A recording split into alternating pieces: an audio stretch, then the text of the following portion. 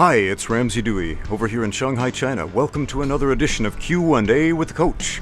This episode of Q&A with the Coach is brought to you by Manscaped.com. I'm assuming they asked me to be a spokesman because I look like the offspring of a hairy cave troll and a werewolf.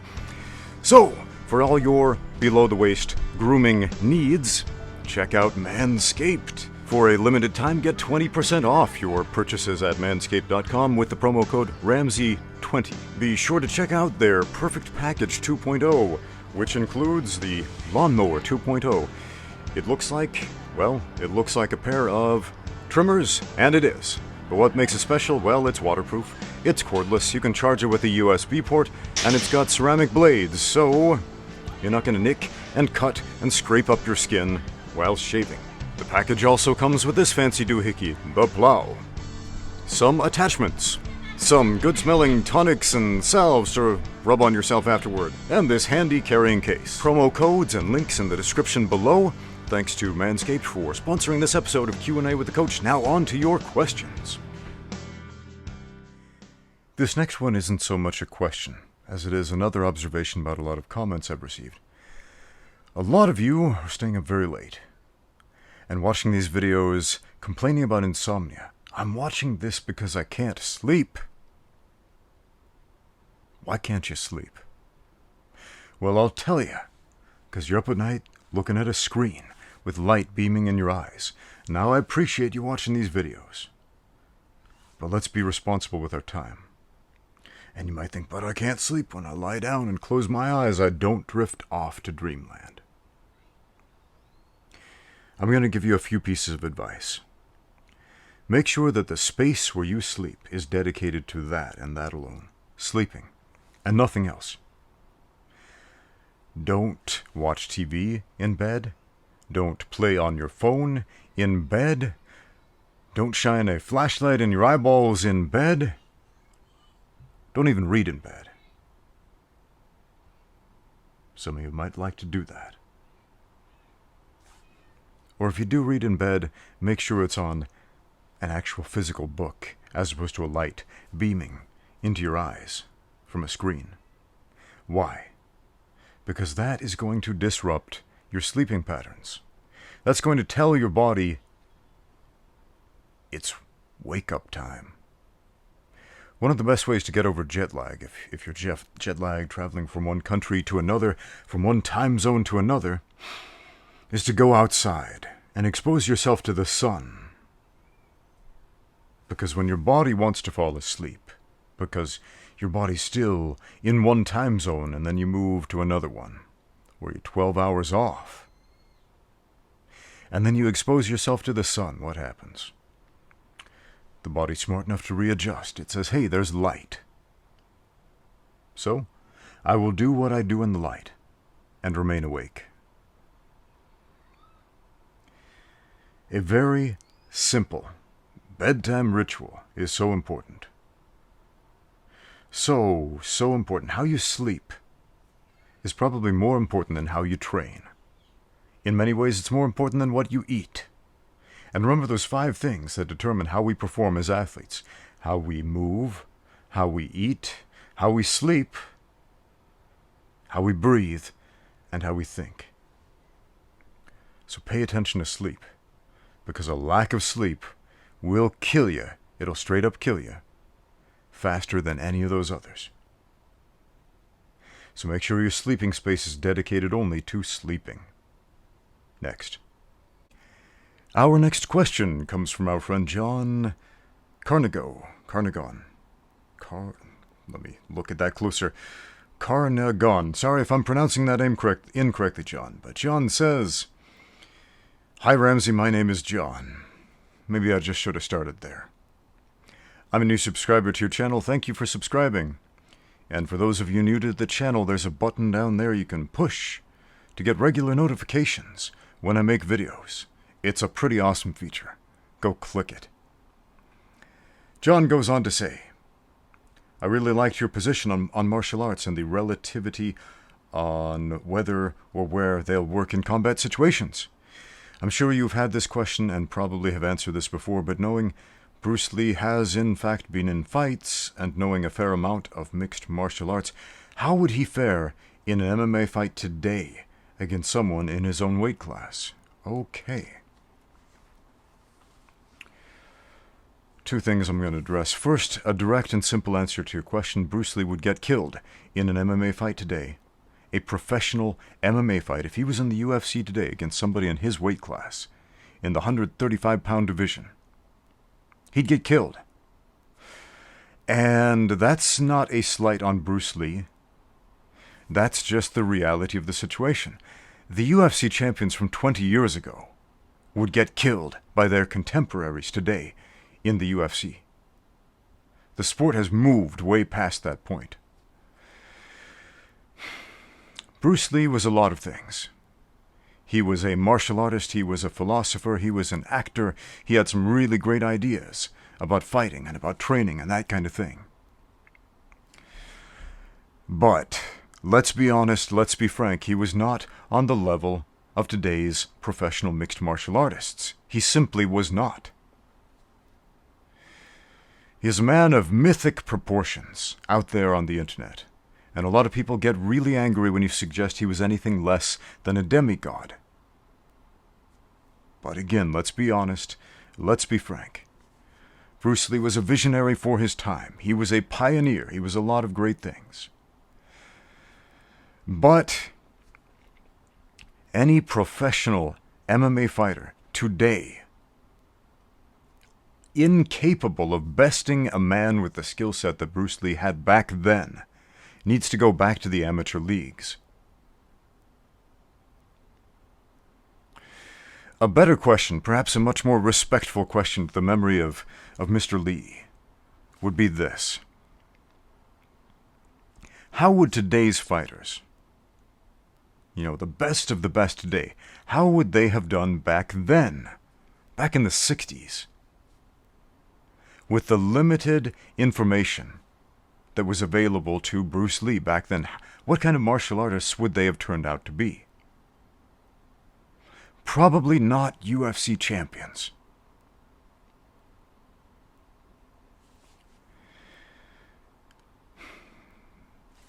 The context of time and history is very important to address a question like this.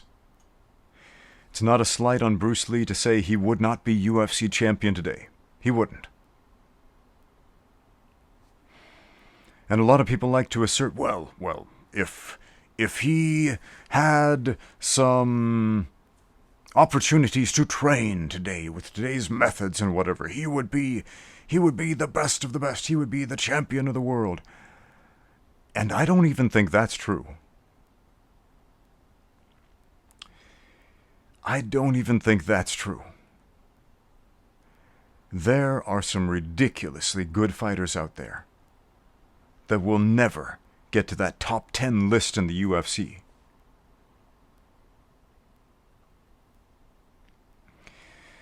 It's not just about being charismatic, it's not just about being talented, and it's not just about being able to perform under pressure.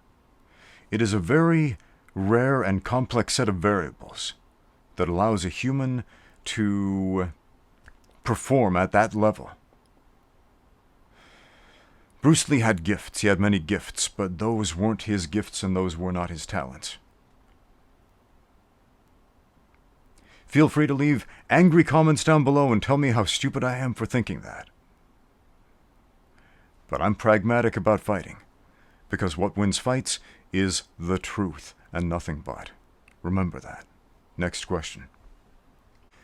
Our next question comes from Harris, who says, I have met an old master in Chinatown who has mastered psionic mind blasts, or Fu Yung Zen Kun Do, as he calls it. He is a red belt and is willing to teach me for 4K a month. Is it worth it? He said I must not reveal anything to anyone. What is your opinion? Well, Harris, sounds 100% legit to me. Nah, I'm just kidding. And you probably were too. Sounds like a very tongue-in-cheek response, but I'm reading this because there are a lot of real people out there who advertise this sort of thing. Psionic mind blast, being able to knock people out without touching them. And that is a telltale sign of a McDojo, a fake martial art school or fake martial art instructor. And then this next part, you must not reveal my secret techniques to anyone. Yeah. Somebody says that to you, yeah, go find somewhere else to train.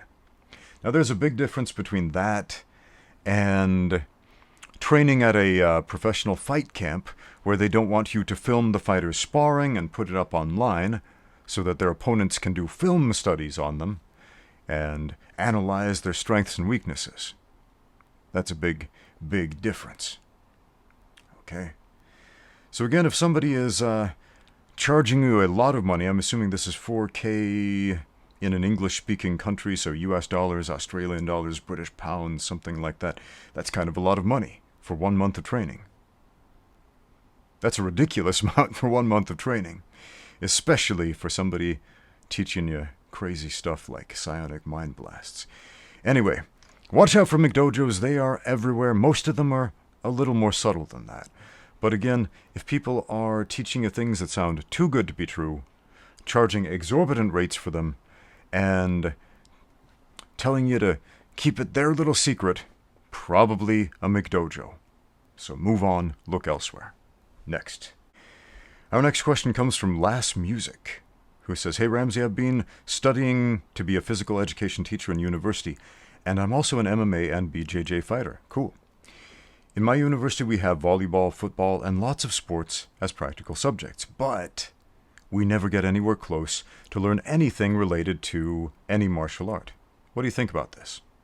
I actually think a university degree in sports and physical education should approach every possible important angle." So, yeah, I agree with you, man. Martial arts is awesome, and everybody should do it. Everybody should train in martial arts, in my opinion. Not everybody needs to get into a fight. Not everybody needs to be an MMA fighter or compete in jiu-jitsu tournaments. But I think everybody should train in something. And, you know, there's a lot of back and forth between different martial artists of different disciplines saying, oh, that martial art is worthless in a fight, that martial art is better than this one. But I'm just glad that people are out there training in martial arts.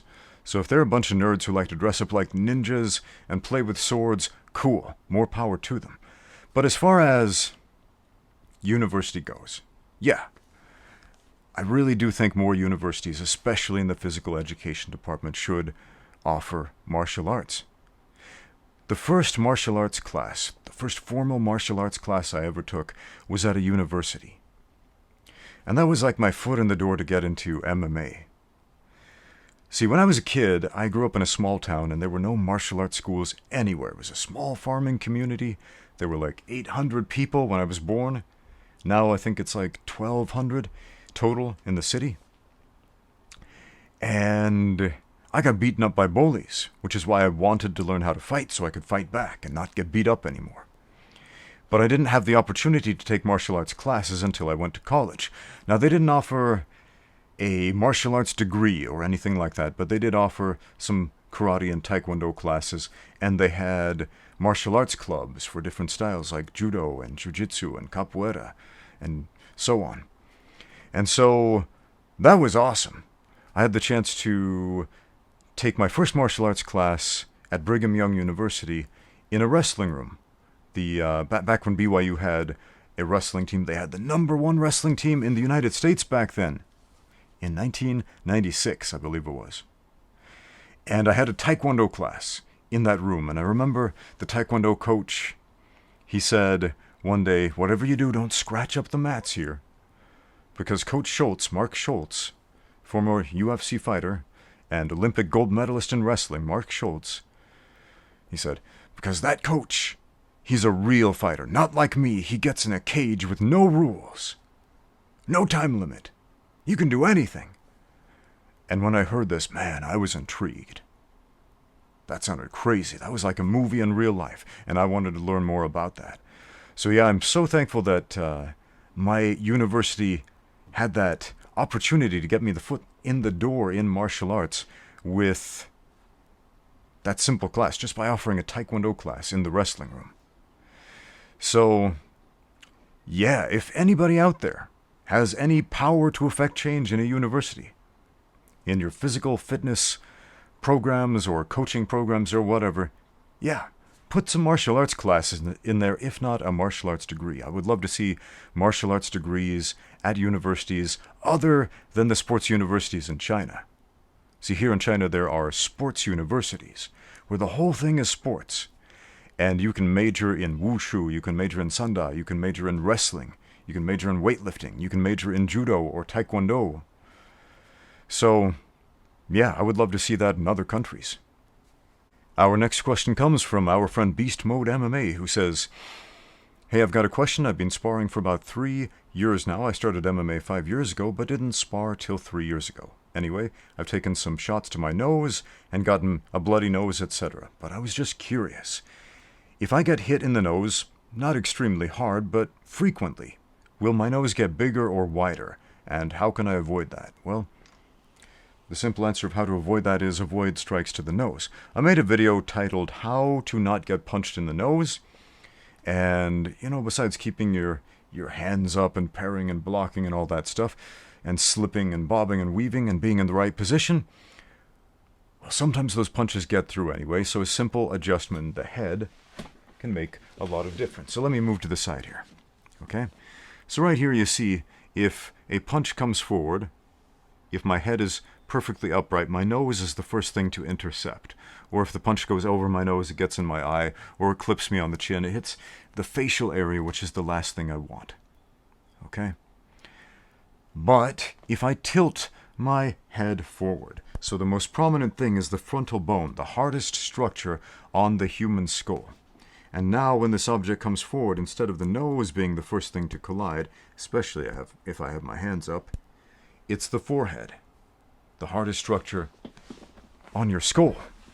So if you make that simple adjustment, tilt the forehead forward. A lot of people say tuck the chin, but when you tuck the chin, what happens? We constrict our breathing and our voice gets all weird, and that sucks, and you won't be able to fight very well because you can't breathe. So don't tuck the chin, tilt the head and flex that neck a little bit so that when those punches come in, boom, it's not going to snap your neck back. Okay? Now, as far as will your nose get bigger or wider, it might. That depends on what your genetic propensities are. There's a condition called rosacea, I think that's how it's pronounced, where the nose will flare up with blood, the capillaries will swell, and over time the nose will get bigger and wider, and that actually has nothing to do with getting punched in the nose. Like, a lot of people just develop that as they get older, or sometimes it's triggered by certain allergens or external factors.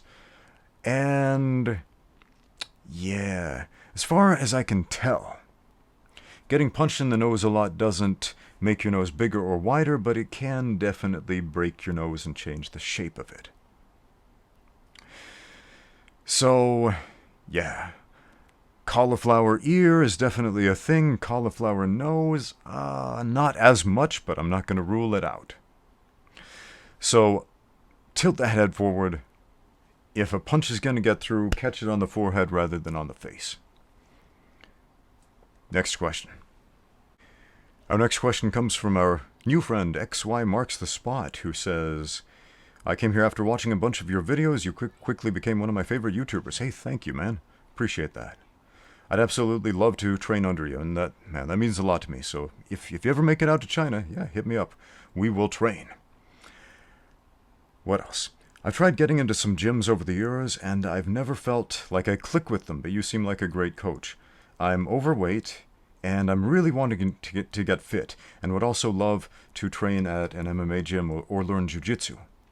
Do you recommend getting in a decent amount of shape and then go to a martial arts gym, or just go to a martial arts gym straight off, enroll in martial arts and a normal gym at the same time?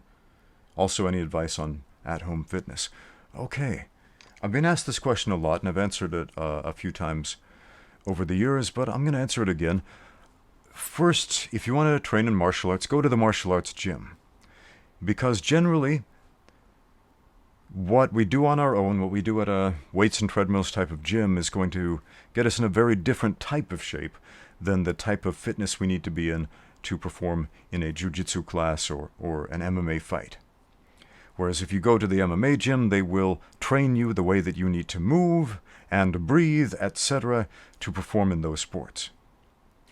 At the same time, if you have the time and if you have the means, yeah, by all means sign up for a martial arts class and one of those weightlifting strength training gyms. Because strength training is awesome and you should definitely do it. Yeah, get some squats, some deadlifts, some pull-ups, all that good stuff. Or if you're not there yet, if you're not at the level to lift heavy things, start lifting light things and do modifications to build up to that point. So again, if you have the time and the means, yeah, do that. As far as at-home fitness, rule number 1 of fitness, do something. There's a lot of great stuff you can do at home. Push-ups are free. You can do them anywhere. Bodyweight squats, bodyweight lunges, bodyweight anything is free. You can do it anywhere. Burpees are free. You can do them anywhere. One of my favorite at-home workouts. Pick like 5 or 6 different exercises and make a circuit, intersplicing a few burpees in between each exercise. If you don't know what a burpee is, sprawl down to your belly and then get up and jump and then repeat. So you bring your body weight from the lowest level to the highest level, burning the highest amount of energy possible, using the most muscle at the same time. So that's a phenomenal at-home exercise. Now, if you're overweight, a lot of this jumping around and all that might be taxing on your joints. So modify, start smaller, start a little less ambitious, do something simple like walk every day. For 30 minutes, spend 30 minutes in oxygen. And that is going to be a game changer, doing nothing but walking. And I would recommend that even more than running. But yeah, go to the martial arts class, try it out. And don't think, I need to get in a certain shape first. I need to achieve a certain level of fitness first. Because a lot of people feel that way.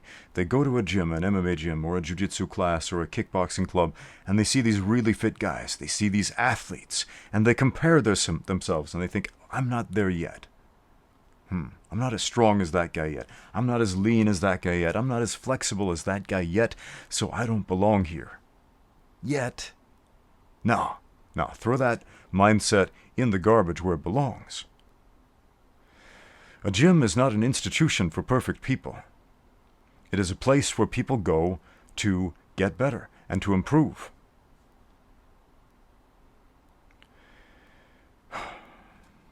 Baby steps along the way. Every step along the way, but make sure you're taking those steps. A big pitfall we can fall into thinking, I need to get fit before I can go to the fight club, before I can go to the MMA gym, is that we never achieve whatever standard of fitness we have in our minds. And then we never go to the MMA gym and we never learn how to fight. So go to the MMA club, go to the martial arts club, go to the jiu-jitsu gym, and learn how to fight and get fit while doing it. Next question. Our next question comes from our friend the Conscientious Elf, who says, Hey Ramsey, could you read me a bedtime story?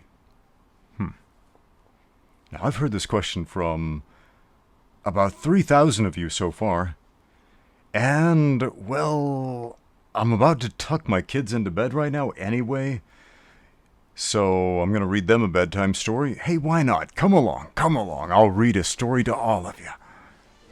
The Three Samurai Cats, a story from Japan, retold by Eric A. Kimmel, illustrated by Mordecai.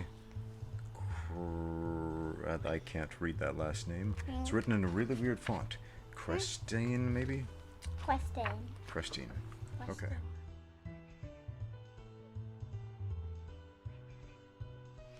Neko Roshi. Guys, do you know where's Neko Roshi? Yes, do you know who Neko Roshi is?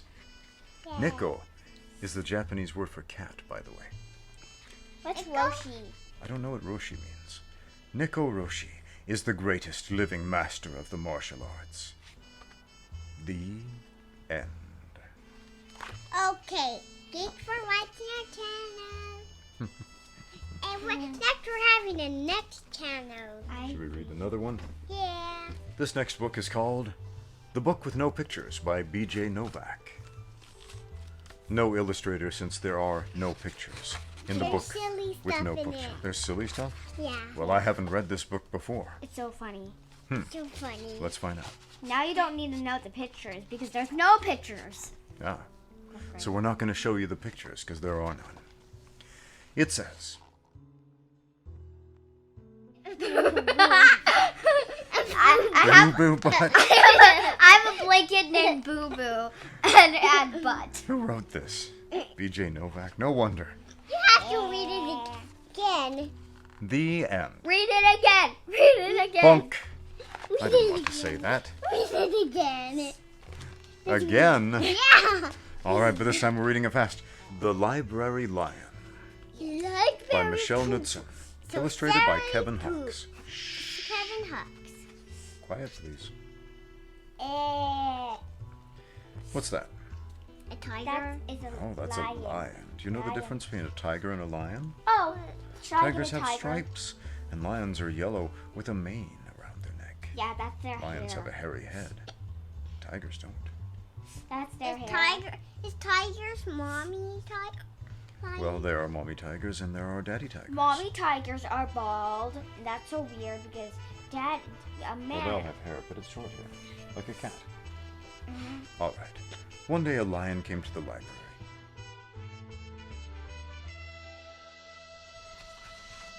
The end. Why sometimes? Bye everyone. Thank you for watching our channel. Okay. Thanks for watching. Hope you enjoyed story time. Yeah. No, story hour. Story hour? Was that a whole hour? Yeah. Huh. It was a whole hour. Like the Wait, it library. was. Wait. Well, thanks for watching. Do you Now want to get watch- out there and go to bed. Oh. Unless you're watching this in the daytime, in which case, get out there and train.